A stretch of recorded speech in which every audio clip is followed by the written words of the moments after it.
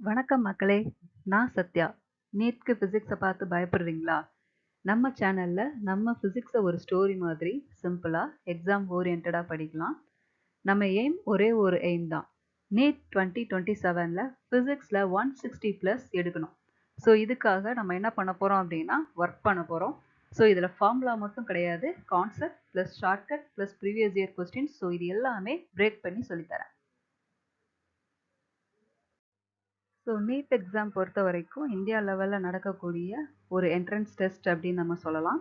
So எதுக்காக இந்த exam conduct பண்ணுறாங்க அப்படின்னா எம்பிபிஎஸ், பிடிஎஸ் அண்ட் ஆயுஷ் கோர்சஸ்க்கான அட்மிஷனுக்காக. ஸோ நம்மளுடைய மெடிக்கல் கேரியரை ஸ்டார்ட் பண்ணுறதுக்கான ஒரு கேட்வேயாக இந்த நீட் எக்ஸாம் இருக்குது. அண்ட் இயர்லி ஒன்ஸ் இந்த நீட் எக்ஸாம் கண்டக்ட் பண்ணுறாங்க.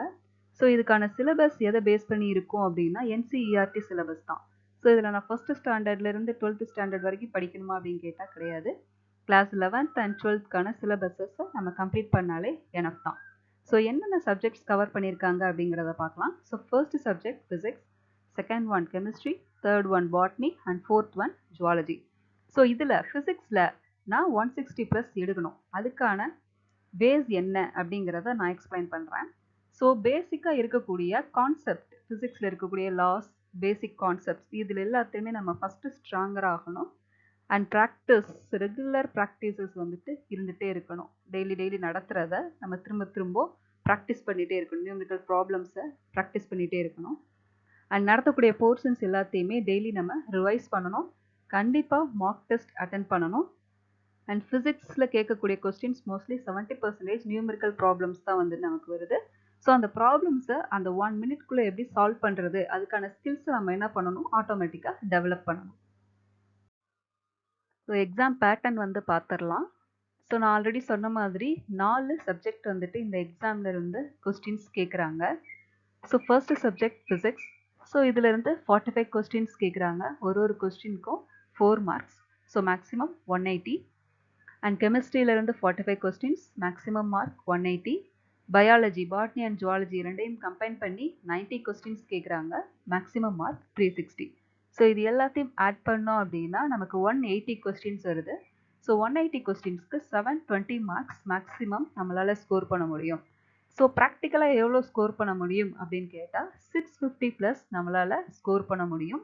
ஸோ அந்த ஸ்கோர் கெட் பண்ணிட்டோம் அப்படின்னா நம்ம சேஃப் ஜோனில் இருக்கோம் அப்படிங்கிற மீனிங். அடுத்ததாக மார்க்கிங் ஸ்கீம் பார்த்துடலாம். ஸோ இந்த இடத்துல தான் நமக்கு ஒரு ட்விஸ்ட் இருக்குது. ஸோ டோட்டலாக கேட்கக்கூடிய கொஸ்டின்ஸ் 180. ஒரு கொஸ்டினுக்கும் 4 மார்க்ஸ் இருக்குது அப்படின்னு நான் சொல்லியிருந்தேன். ஸோ ஒரு கொஸ்டின் நான் எழுதுறேன். அந்த கொஸ்டின் கரெக்டாக இருந்துச்சு அப்படின்னா 4 மார்க்ஸ் எனக்கு ஆட் ஆகும். இதே இது ஒரு கொஸ்டினுக்குரிய ஆன்சர் எனக்கு தெரியலை, நான் இன்கரெக்ட் ஆன்சர் கொடுத்துட்டேன் அப்படின்னா அந்த கொஸ்டினுக்கு எனக்கு 1 மார்க் என்ன ஆகும்னா ரெடியூஸ் ஆகும். ஸோ இதுதான் நெகட்டிவ் மார்க்கிங் ஸ்கீம் அப்படின்னு சொல்கிறாங்க. ஸோ இந்த பேட்டர்னை இந்த நீட் எக்ஸாமில் ஃபாலோ பண்ணுறாங்க. அதே மாதிரி நான் எந்த கொஸ்டினுக்குமே ஆன்சர் பண்ணலை அப்படின்னா அதுக்கான மார்க் எனக்கு வராது, 0 மார்க்கில் தான் இருக்கும். இப்போ நான் ஒரு கொஸ்டின் அட்டன் பண்ணுறேன். அந்த கொஸ்டினில் எனக்கு நான் 2 ஆப்ஷன் வர்ற மாதிரி இருக்குது. ஏ ஆன்சரும் இருக்கிற மாதிரி இருக்குது, பி ஆன்சரும் இருக்கிற மாதிரி இருக்குது. நான் என்ன பண்ணிடுறேன், ஏ அண்ட் பி ரெண்டையுமே ஷேர் பண்ணிடுறேன் அப்படின்னா, சப்போஸ் அந்த கொஸ்டினுக்குரிய ஆன்சர் ஏ அண்ட் பி கரெக்டாக இருந்துச்சு அப்படின்னா 4 மார்க்ஸ் ப்ரொவைட் பண்ணிடுவாங்க. இல்லை அந்த அப்படி ஒரு ஆன்சர் வந்துட்டு எனக்கு இல்லை அப்படிங்கிற பட்சத்தில் நமக்கு ஆட்டோமேட்டிக்காக என்ன ஆகும் அப்படின்னா அந்த இடத்துலையும் நெகட்டிவ் மார்க் அப்ளை பண்ணுறாங்க. அதாவது 1 மார்க் என்ன பண்ணிடுறாங்க அப்படின்னா ரெடியூஸ் பண்ணிடுறாங்க. ஸோ நான் வாங்கக்கூடிய ஸ்கோர் எதை பேஸ் பண்ணி கால்குலேட் பண்ணுறாங்க அப்படிங்கிறத பார்க்கணும். ஸோ என்னோட ஸ்கோர் நான் கரெக்டாக எழுதியிருக்கக்கூடிய கொஸ்டின்ஸ் கவுண்ட் பண்ணணும்.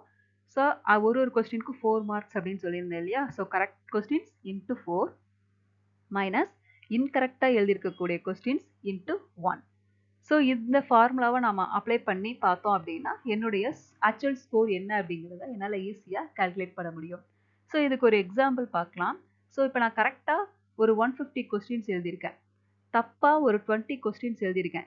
ஒரு 10 கொஸ்டினுக்கு நான் ஆன்சரே பண்ணலை. ஓகேவா. ஸோ அப்போ என்னோட ஸ்கோர் என்ன அப்படின்னு பார்க்கலாம். 150 கொஸ்டின்ஸ் கரெக்டாக எழுதியிருக்கேன். So 150 into 4. அதே மாதிரி இன்கரெக்டாக 20 கொஸ்டின்ஸ் எழுதிருக்கேன். So minus 20 into 1, negative marking. So 1. So 150 into 4 600 அப்படிங்கிறது நமக்கு வந்துடும்.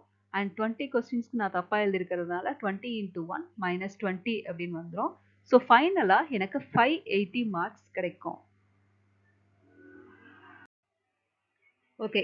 ஃபிசிக்ஸில் நான் ஒரு டீசெண்டான ஸ்கோர் எடுக்கணும் நீட் எக்ஸாமில்.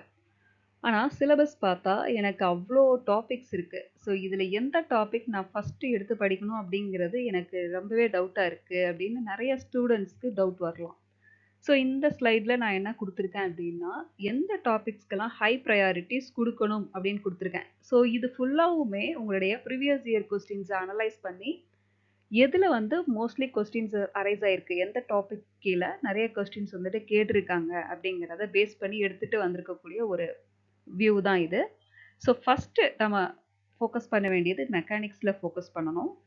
Second one current electricity, third one electrostatics, fourth one magnetism and moving charges, fifth one electro magnetic theory அப்படின்னு சொல்லலாம், எலக்ட்ரோ மேக்னெட்டிக் இண்டக்ஷன் அப்படின்னு சொல்லலாம்.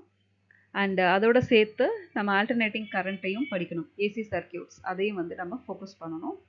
அண்ட் சிக்ஸ்த் ஒன் ஆப்டிக்ஸ், ரே ஆப்டிக்ஸ்னு தனியாக கொடுத்துருக்காங்க. தென் அப்ளிகேஷன் ஓரியன்டாக ஆப்டிக்கல் இன்ஸ்ட்ருமெண்ட்ஸ் அப்படிங்கிறதே தனியாக கொடுத்துருக்காங்க. ஸோ அதையும் நம்ம கான்சென்ட்ரேட் பண்ணணும். அண்ட் ஃபைனலாக மாடர்ன் ஃபிசிக்ஸ். ஸோ இந்த மாடர்ன் ஃபிசிக்ஸில் பேசிக் எலக்ட்ரிசிட்டிஸ், ஆட்டம்ஸ், ஆட்டம்ஸுடைய moment and semiconductor electronics, so இது எல்லாமே நமக்கு கவர் ஆகும். ஸோ இந்த மேஜர் 7 டாபிக்ஸை நம்ம கவர் பண்ணிட்டோம் அப்படின்னா ஒரு டீசெண்டான ஸ்கோர் ஃபிசிக்ஸில் நம்மளால் ஈஸியாக கெட் பண்ண முடியும். நம்மளோட எய்ம் மேஜராக இருக்கக்கூடிய அந்த 7 டாபிக்ஸ்க்கான கான்செப்ட், நியூமெரிக்கல் ப்ராப்ளம்ஸ் எல்லாத்தையுமே சால்வ் பண்ணுறது. ஸோ எக்ஸ்பெக்டேஷன்ஸ் என்ன அப்படின்னு பார்த்தோன்னா, நம்ம கவர் பண்ண அந்த டாபிக்ஸ்குள்ளே இருந்து 30லேருந்து 38 கொஸ்டின்ஸ் கேட்குறதுக்கான சான்சஸ் ரொம்பவே அதிகம். ஸோ 120லேருந்து 152 வரைக்கும் மார்க்ஸ் நம்மளால் ஈஸியாக ஸ்கோர் பண்ண முடியும். இது வரைக்கும் நீட் எக்ஸாம்க்கான பேசிக் இன்ட்ரொடக்ஷன் நான் கொடுத்துட்டேன். ஸோ இதில் நம்ம இம்பார்ட்டண்ட்டாக தெரிஞ்சுக்க வேண்டியது அந்த மார்க்கிங் ஸ்கீம் தான். ஸோ அதை ஒன்ஸ் கோ த்ரூ பண்ணிக்கோங்க. ஸோ அடுத்தடுத்து நம்மளுடைய சேனலில் வீடியோஸ் வந்து அப்லோட் ஆகும். ரெகுலர் கிளாஸஸ் வந்துட்டு ஸ்டார்ட் பண்ணுறோம். ஸோ ஒரு டேவும் ஒரு டாபிக் வந்து நம்ம டிஸ்கஸ் பண்ணுவோம். டாபிக்னால் அந்த டாபிக்ஸ் மட்டும் கிடையாது, கான்செப்ட், ப்ரீவியஸ் இயர் கொஸ்டின்ஸ், அதுலேருந்து என்ன மாதிரியான கொஸ்டின்ஸ் எல்லாம் வந்துட்டு அரைஸ் ஆகும், என்ன ஒரு பேசிக் ஐடியா அப்படிங்கிறதையும் நம்ம டிஸ்கஸ் பண்ண போகிறோம். ஸோ அதை தவிர வீக்லி மார்க் டெஸ்ட்டும் வந்து நம்ம அப்லோட் பண்ணுறோம். ஸோ இது எல்லாமே நீங்கள் கரெக்டாக ப்ராப்பராக ஃபாலோ பண்ணீங்க அப்படின்னா நீட் ஃபிசிக்ஸில் நான் சொன்ன மாதிரி 160+ ஸ்கோர் ஈஸியாக உங்களால் ஸ்கோர் பண்ண முடியும். ஸோ அதுக்காக நீங்கள் பண்ண வேண்டியது ஒரு விஷயம்தான், டெய்லி அப்லோட் பண்ணக்கூடிய வீடியோஸை வாட்ச் பண்ணுங்கள். அண்ட் நீட் எக்ஸாமுக்கு ப்ரிப்பேர் பண்ணிட்டு இருக்கக்கூடிய எல்லா ஸ்டூடெண்ட்ஸ்க்கும் all the best and thank you for வாட்சிங்.